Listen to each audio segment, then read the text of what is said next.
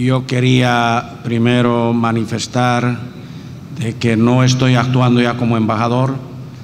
Ya concluí mi misión hace 3 días atrás y es la razón por qué interviene en este caso Javier, que se está quedando como encargado de negocios. Quiero aclarar eso porque a veces se utiliza particularmente la oposición en todas partes, está atento a cualquier, yo no diría error, sino a cualquier expresión que se haga, en este caso refiriéndose a mi persona como embajador, puede ser utilizado como usurpación de funciones. Voy a hablar como ex embajador y aportar algunas cosas que creo que son importantes. Primero, ya la parte histórica de la educación ha narrado muy bien Javier, pero yo quisiera referirme a la última época, que es a lo que estamos apuntando todos nuestros países, que estamos en procesos de cambio, en procesos de revolución, y por esa razón yo quisiera referirme a partir del modelo económico neoliberal, que ha sido lo más nefasto y lo más perjudicial para nuestras sociedades. Ustedes saben muy bien que con la imposición del modelo económico neoliberal que inicia en la década de los 80 en Latinoamérica, aquí en Venezuela, en Bolivia, en Ecuador, en toda Latinoamérica, esa imposición del modelo económico neoliberal significa la privatización de nuestros recursos naturales, la privatización de nuestras empresas estratégicas, pero también significa la privatización de la educación y la salud, que son aspectos que nunca pueden estar en manos privadas, sino bajo el control del Estado, como una responsabilidad del Estado para garantizar la educación y la salud a la población. Por eso, en Bolivia, como en el resto de los países latinoamericanos, hay una proliferación de colegios privados, de universidades privadas, y lógicamente que esto se refleja en el nivel de educación en las universidades autónomas estatales. Por esa razón es que, si bien nuestras universidades estatales eran verdaderos centros, primero, de concientización política, de reivindicaciones sociales y, por qué no decir, inclusive centros donde se han generado los procesos revolucionarios, los procesos de liberación en los diferentes periodos de nuestra vida histórica.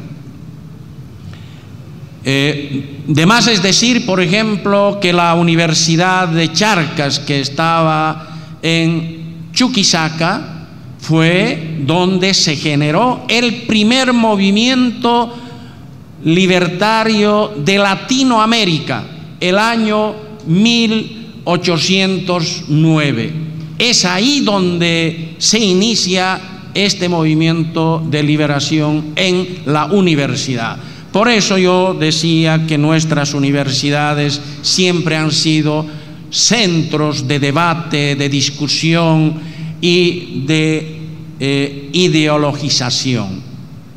Pero desgraciadamente, con la imposición del modelo económico neoliberal, nuestras universidades estatales también experimentan un cambio y se ponen al servicio de ese modelo económico neoliberal, se ponen al servicio de las empresas.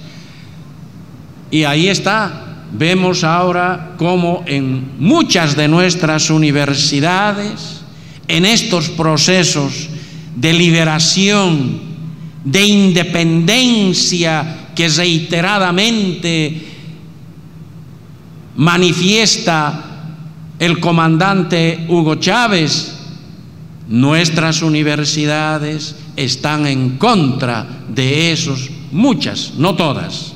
Yo me refiero a esas universidades autónomas, estatales, que siempre lo hemos tenido, pero que han experimentado esta transformación por imposición del modelo económico neoliberal y ahora están en contra, paradójicamente, en contra de procesos revolucionarios de liberación y de independencia.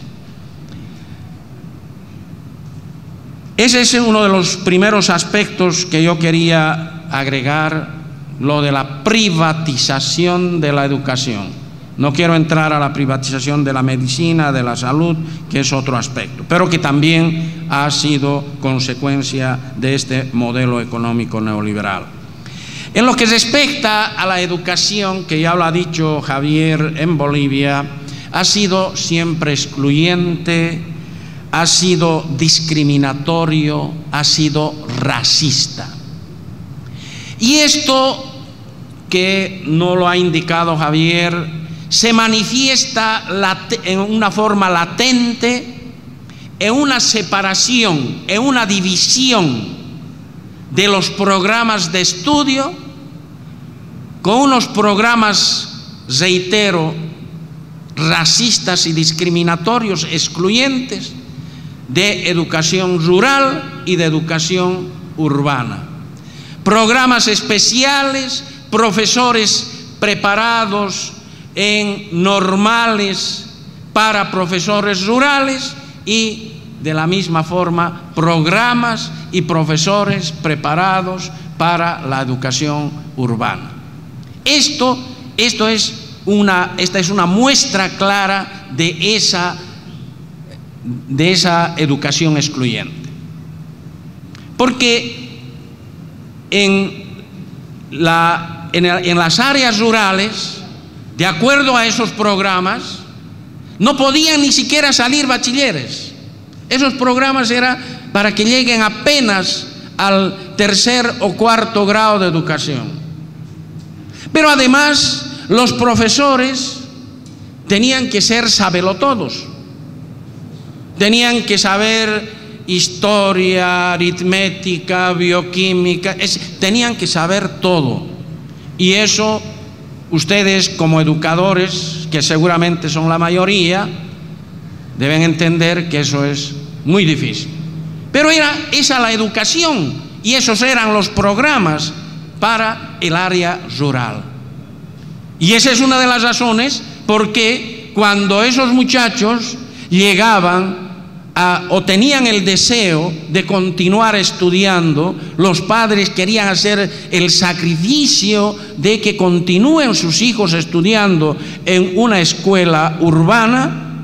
Sencillamente la mayoría no podía continuar esos estudios, porque su nivel académico no le permitía continuar sus estudios en una escuela urbana. Y peor aún, de ingresar a una universidad. Esa era nuestra educación, esos eran los programas excluyentes y, reitero, racistas, porque era así. Esta es la educación que vamos a dar a los indígenas, a los campesinos, y esta es la educación elitesca, la educación urbana.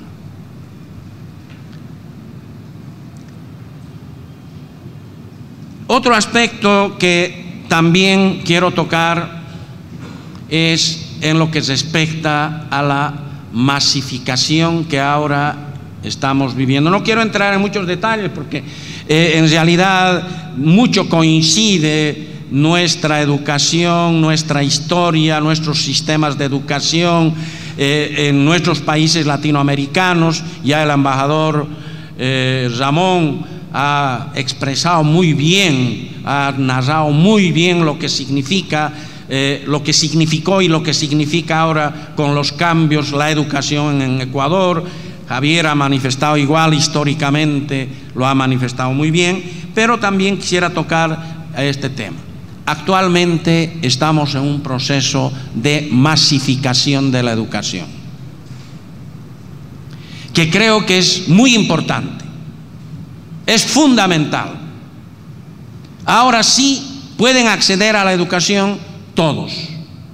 En Bolivia, esos programas discriminatorios, excluyentes, ha terminado. Se tiene un solo programa de educación. Se ha terminado, aunque todavía hay algunos rezagos. Todavía estamos en ese proceso de nivelación de los profesores rurales con los profesores urbanos. Algunos profesores urbanos se resisten a aceptarlos a los profesores rurales, aunque se está haciendo cursos de capacitación, de nivelación, pero aún así se resisten a aceptarlos para que ellos puedan ser considerados también como profesores urbanos. Pero ahora, dentro de lo que es esta masificación de la educación que está llegando a todos los ámbitos en Bolivia, tenemos también que pensar en elevar el nivel académico, porque no es suficiente que aprendan a leer y escribir, no es suficiente que aprendan a sumar y restar, sino es importante también que estén acorde con el desarrollo de la ciencia y la tecnología actuales. Y eso es lo que queremos para toda nuestra población, precisamente para aquello que decía Ramón, para aumentar, para que esa educación esté al servicio, primero, del desarrollo de nuestros países, y segundo, esté al servicio de la producción. Producción que debe ir para mejorar las condiciones de vida de nuestra población. Y en ese sentido, yo quiero también indicar de que nuestra educación históricamente ha estado divorciada de la realidad de nuestros países. Y a eso nos han llevado precisamente los que manejaban la educación, aquellos a cuyo servicio estaba la educación. Las universidades, los centros de investigación, y muchos de ustedes seguramente hacen investigación, si no la mayoría. Tenemos que estar conscientes de que sí, en muchos de nosotros hemos caído en una investigación meramente teórica. No hemos hecho investigaciones de carácter práctico. ¿Y por qué?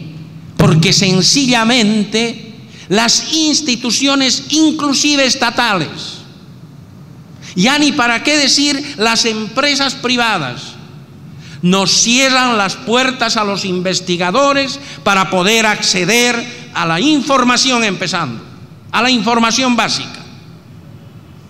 Y por esa razón, si queremos hacer investigación, nos gusta hacer investigación, desgraciadamente a veces caemos a la investigación meramente teórica, que no tiene ninguna utilidad práctica y están en las bibliotecas ahí empolvándose.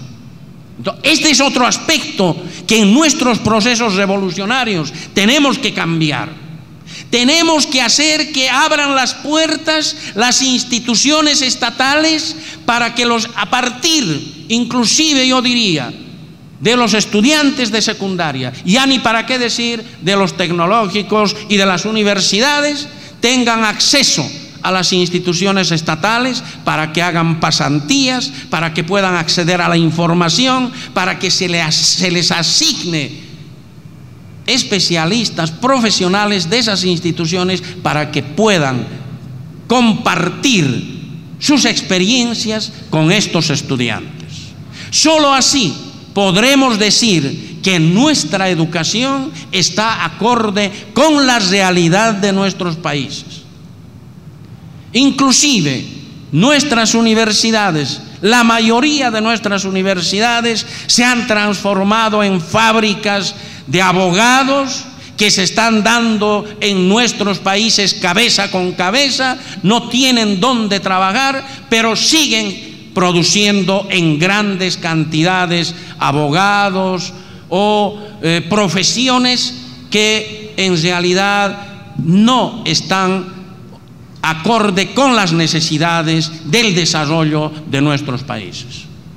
Y este es un aspecto que creo que debemos de tocar en este tipo de escenarios y obligar a través de mandatos de nuestros gobiernos, en países más aún que estamos en procesos de cambio, de que las instituciones estatales, como por ejemplo una de las instituciones estatales multidisciplinarias donde puede acoger a profesionales de todas las especialidades, son por ejemplo el área petrolera. Otra institución que también es multidisciplinaria es Hidrocapital o las Hidros. Ahí hay temas de contaminación de aguas, de abastecimiento de agua, de distribución de agua. Hay para los ingenieros civiles, para los ingenieros sanitarios, para los hidrogeólogos, para los químicos, para los economistas, para que puedan planificar. En fin, esas empresas son multidisciplinarias donde debemos de obligar a que reciban a los estudiantes a hacer pasantías, a hacer su tesis de grado. Muchos estudiantes en Bolivia particularmente, hemos tenido miles y miles de egresados, pero no titulados. ¿Por qué? Porque durante años no podían conseguir un tema de tesis. Tenían que pasar una viacrucis para poder conseguir en alguna parte, en alguna institución que le permita acceder a la información y pueda hacer su tesis. Y por eso en Bolivia teníamos miles de simplemente egresados y no titulados.